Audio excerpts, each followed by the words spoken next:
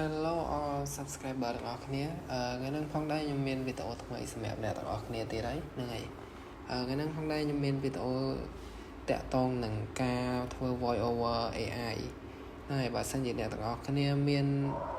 ជាវីដេអូលក្ខណៈជា AI ឬក៏ចង់បង្កើតវីដេអូជា AI ក៏ប៉ុន្តែអត់ដឹងថាត្រូវ voice over ជាលក្ខណៈ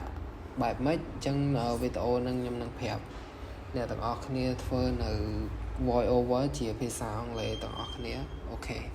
ញ្ចឹងកុំឲ្យខាតពេលយូរអ្នកទាំងអស់គ្នាអាចធ្វើតាមខ្ញុំបានអូខេអញ្ចឹងជាដំបូងអ្នកទាំងអស់គ្នាអាចចូលមក Google Chrome របស់អ្នកទាំងអស់គ្នាមកអញ្ចឹងអ្នកទាំងអស់គ្នាចូលមកកន្លែង search ហើយអ្នកទាំងអស់គ្នាវាយពាក្យថា Eleven Lab អូខេ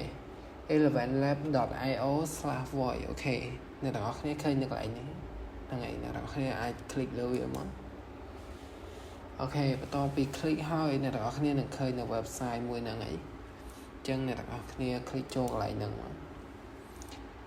នេះគឺជាកន្លែងដែលយើង pass script សម្រាប់ឲ្យ AI ហ្នឹងវា voice over ឲ្យយើងអញ្ចឹងណាអញ្ចឹងអ្នកទាំងអស់គ្នាអាចមាន script អ្នកទាំងអស់គ្នាអាចយកមក pass នៅកន្លែងហ្នឹងមកវានឹង load ជា voice over ជាលក្ខណៈ AI ឲ្យអ្នកទាំងអស់គ្នាអូខេឥឡូវខ្ញុំសាកល្បងឲ្យអ្នកទាំងអស់គ្នាមើលតែម្ដងឥឡូវខ្ញុំលុបអាហ្នឹងចោលអូខេអញ្ចឹងខ្ញុំ pass script របស់ខ្ញុំដែលបាន copy ហើយចូល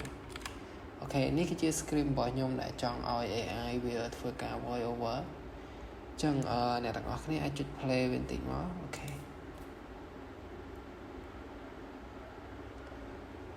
អូខេអញ្ចឹងគឺវីដេអូហ្នឹងពេលដែលអ្នកទាំងអស់គ្នាចុច play ហើយអ្នកទាំងអស់គ្នាពេញចិត្តនឹង voice មួយហ្នឹងហើយអ្នកទាំងអស់គ្នាអាចធ្វើការ download វាបាន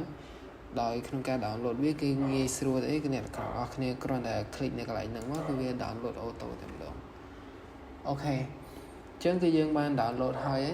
នេះជា file របស់វាអ្នកទាំងអស់គ្នាអាចចូលមកកន្លែងហ្នឹងដើម្បីរក file របស់វាតែម្ដងក៏បានឬក៏ចូលមកកន្លែងដែលអ្នកទាំងអស់គ្នា download មកក៏បានអូខេនេះគឺជា file ដែលអ្នកទាំងអស់គ្នាបាន download មកបញ្ជាលក្ខណៈ voice AI អញ្ចឹងហ្នឹងហើយអញ្ចឹងគឺវីដេអូហ្នឹងគឺបញ្ចប់តែត្រឹមហ្នឹងហើយបើសិនជាអ្នកទាំងអស់គ្នាអត់យល់ថងចំណុចណាអីអ្នកទាំងអស់គ្នាអាច comment ខ្ញុំនឹងព្យាយាមឆ្លើយនៅរាល់ comment របស់អ្នកទាំងអស់គ្នាហ្នឹងហើយអញ្ចឹងវីដេអូហ្នឹងគឺមានតែប៉ុណ្្នឹងទេបើសិនជាអ្នកទាំងអស់គ្នាគិតថាវីដេអូហ្នឹងមានប្រយោជន៍សម្រាប់អ្នកទាំងអស់គ្នាអ្នកទាំងអស់គ្នាអាចជួយចុច like និង subscribe នៅវីដេអូរបស់ខ្ញុំមួយផងបាទ